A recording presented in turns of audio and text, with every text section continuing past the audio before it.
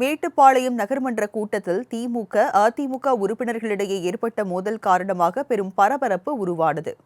கோவை மாவட்டம் மேட்டுப்பாளையம் நகராட்சியின் சாதாரண கூட்டம் அதன் தலைவர் மெஹரிபா பர்வீன் தலைமையில் நடைபெற்றது.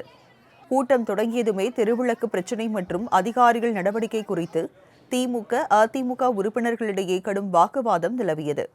7வது வார்டு அதிமுக உறுப்பினர் சலீம் டம்ளரை தூக்கி எறிந்தார். 18வது வார்டு அதிமுக உறுப்பினர் சுனில்குமார் தீர்மான நகலை கிழித்தெறிந்தார். இதனால் திமுக, அதிமுக உறுப்பினர்களுக்கிடையே மோதல் உருவானதால் காவல்துறையினர் அரங்கினுள் நுழைந்து சமாதானம் செய்தனர்.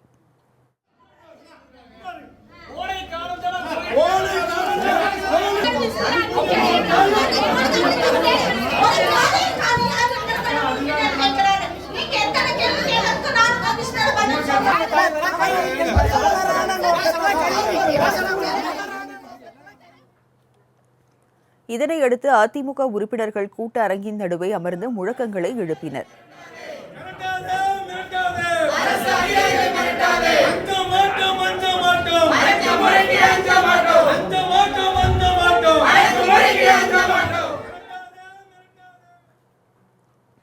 இதையடுத்து வன்முறையை தூண்டும் வகையில் நடந்து கொண்டதாக அதிமுக உறுப்பினர்கள் 9 பேரையும் சஸ்பெண்ட் செய்து நகர்மன்ற தலைவர் மெஹரிபா பர்வீன் உத்தரவிட்டார்.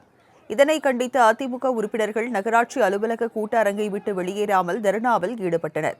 பின்னர் போராட்டத்தை முடித்து அலுவலகத்தை விட்டு இரவு வெளியில் வந்த அதிமுக உறுப்பினர்களை திமுக உறுப்பினர்கள் தாக்க முயன்றனர். சாலையில் துரத்தி கொண்டு ஓடினர். இதனால் அப்பகுதி கலவர பூமி போல் காட்சியளித்தது.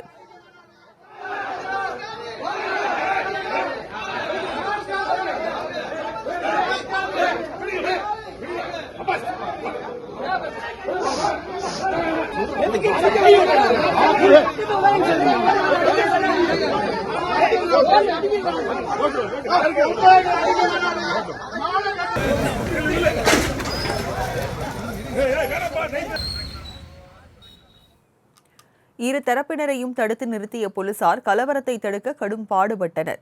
இச்சம்பவத்தால் மேட்டுப்பாளையம் நகர பகுதியில் போலீசார் குவிக்கப்பட்டு காலை முதல் இரவு வரை பதற்றம் நிலவியது.